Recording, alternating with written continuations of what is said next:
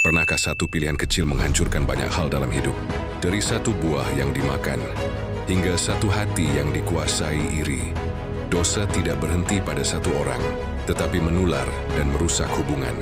Hari ini kita akan mendengarkan kisah kejatuhan manusia dan pembunuhan pertama dari kitab Kejadian pasal 3 dan 4.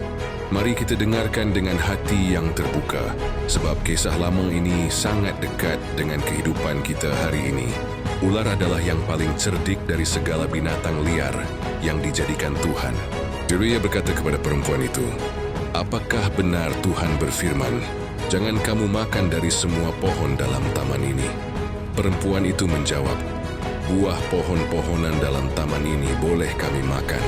Tetapi tentang buah pohon yang ada di tengah-tengah taman, Tuhan berfirman, jangan kamu makan ataupun raba, nanti kamu mati." Tetapi ular berkata kepada perempuan itu, "Sekali-kali kamu tidak akan mati. Tuhan tahu bahwa pada waktu kamu memakannya matamu akan terbuka, dan engkau akan menjadi seperti Tuhan, tahu tentang yang baik dan yang jahat." Perempuan itu melihat bahwa buah pohon itu baik untuk dimakan, dan sedap kelihatannya. Ia mengambil buah itu dan memakannya, lalu memberikannya juga kepada suaminya, dan suaminya pun memakannya. Maka terbukalah mata mereka berdua, dan mereka tahu bahwa mereka telanjang. Lalu mereka menyemat daun pohon ara dan membuat cawat. Ketika mereka mendengar Tuhan berjalan-jalan dalam taman pada waktu hari sejuk, bersembunyilah manusia dan istrinya itu terhadap Tuhan di antara pohon-pohon taman. Tetapi Tuhan memanggil manusia itu dan berfirman, "Di manakah engkau?" Manusia itu menjawab, "Aku mendengar suaramu dalam taman ini, lalu aku takut, sebab aku telanjang. Itulah sebabnya aku bersembunyi." Tuhan berfirman, "Siapakah yang memberitahukan kepadamu bahwa engkau telanjang? Apakah engkau makan dari pohon yang telah kularang itu?" Manusia itu menjawab, "Perempuan yang kau tempatkan di sisiku, dialah yang memberi aku dari buah pohon itu, maka aku makan." Lalu Tuhan berfirman kepada perempuan itu, dan perempuan itu menyalahkan ular. Tuhan menyatakan hukumannya atas ular, perempuan dan laki-laki.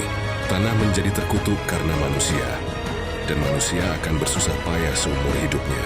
Namun Tuhan membuatkan pakaian dari kulit binatang untuk manusia dan istrinya, lalu mengenakannya kepada mereka. Tuhan berfirman, "Sesungguhnya manusia itu telah menjadi seperti salah satu dari kita, tahu tentang yang baik dan yang jahat." Lalu Tuhan mengusir manusia itu dari Taman Eden. Manusia itu bersetubuh dengan istrinya, dan perempuan itu melahirkan Kain. Kemudian ia melahirkan lagi Habel, adik Kain. Habel menjadi gembala kambing domba, dan Kain menjadi petani. Pada suatu waktu, Kain mempersembahkan hasil tanah kepada Tuhan, dan Habel juga mempersembahkan korban dari anak sulung kambing dombanya. Tuhan mengindahkan Habel dan korban persembahannya, tetapi Kain dan korban persembahannya tidak diindahkan.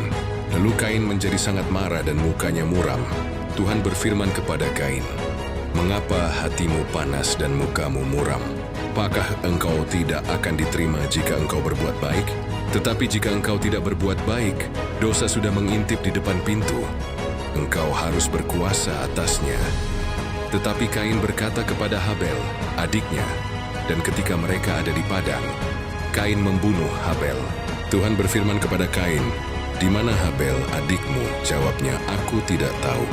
Apakah aku penjaga adikku?" Tuhan berfirman, "Apa yang telah kau perbuat? Darah adikmu itu berteriak kepadaku dari tanah." Kain menjadi orang yang mengembara. Tetapi Tuhan tetap memberi tanda kepadanya supaya ia tidak dibunuh. Kejadian 3 dan 4 menunjukkan pola dosa yang sama hingga hari ini. Dosa selalu dimulai dari mendengarkan suara lain selain suara Tuhan, merasa tahu lebih baik daripada Tuhan, menyalahkan orang lain atas kesalahan sendiri. Pada Kejadian 4, kita melihat dosa tidak diatasi tetapi dipelihara.